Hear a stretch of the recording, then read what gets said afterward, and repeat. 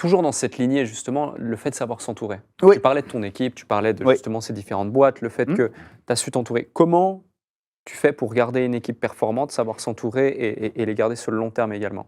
Bah, écoute, déjà, j'ai mis beaucoup de temps. Ça revient sur le travail sur soi-même. Moi, je suis un gros parano. J'étais l'un des plus grands parano. Donc, j'ai travaillé solo avec mon ex-femme qui me faisait les factures. Ça a duré 3 ans. Après, j'ai rencontré une assistante personnelle, Aurore, que j'embrasse, qui travaille pour des gens de la télé et tout.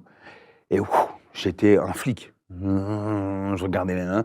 Et après, elle m'a présenté Laura, qui maintenant travaille pour moi, avec moi, pardon, depuis 6 ans. Et là, tu as intérêt à... Tu as un lâcher-prise. Parce qu'elle a accès à tes comptes. Elle ne peut pas payer, mais elle a accès à tes comptes, à ta vie. Donc si demain, moi je ne connais pas sa vie perso, hein, cette dame. Hein. Si demain elle a un pet machin, elle peut tout prendre et elle peut exposer toute ma vie à tout le monde. Ouais. Mais il n'y a pas de risque zéro. Et puis au bout d'un moment, tu es obligé. Parce que moi, cette femme, c'est mon ange gardien. Ouais, bien sûr. Alors, je te le dis honnêtement. Cette femme, Laura, c'est mon ange gardien. Et d'ailleurs, même dans mes équipes, aujourd'hui, Laura, on est tous contents de l'avoir. Hein. Laura, c'est notre ange gardien, tous. Parce que après, j'ai mis en place mon réseau.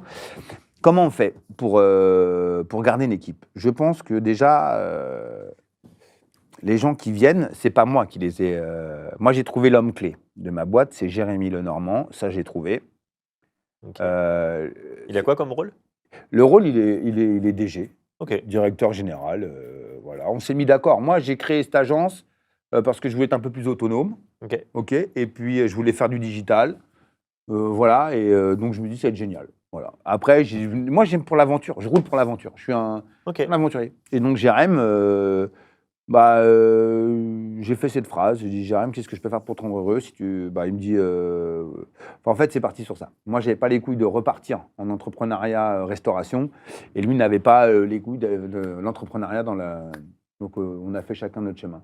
Moi, j'ai avancé cette partie juridique. Et lui, il a avancé ce côté management. Parce que Jérémy, c'est très bien managé. On a tous des défauts, mais c'est beaucoup mieux managé que moi. Parce que moi, je suis en travail, là. Ce soir, c'est le coach mental pour m'apprendre à manager.